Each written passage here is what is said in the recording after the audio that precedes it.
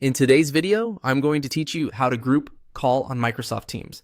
If you need to quickly start a call with multiple people you're already chatting with, Microsoft Teams makes the process very simple.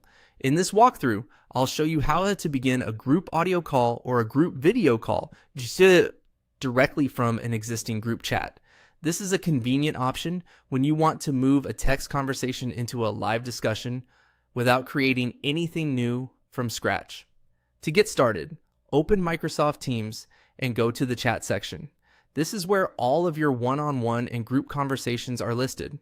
Once you're in chat, take a moment to find the group conversation you want to use for the call. If you're part of several chats, it can help to look carefully at the chat names and participant list so you choose the correct group. Next, open an existing group chat. This is important because the call will include the people already in that conversation.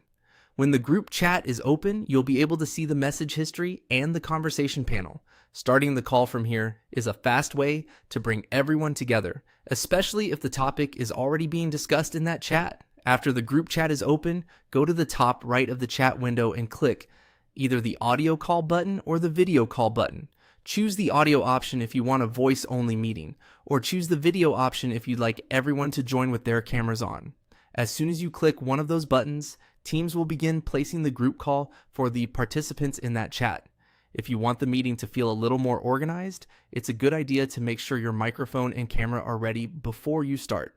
That can help you avoid delays once everyone begins joining. Also, if you only need a quick discussion, an audio call may be the easiest choice, while video can be better for team check-ins or more collaborative conversations. And that's all it takes to group call on Microsoft Teams. You simply go to chat, open an existing group chat, and then click the audio or video call button in the top right corner. It's a straightforward way to connect with multiple people in just a few clicks.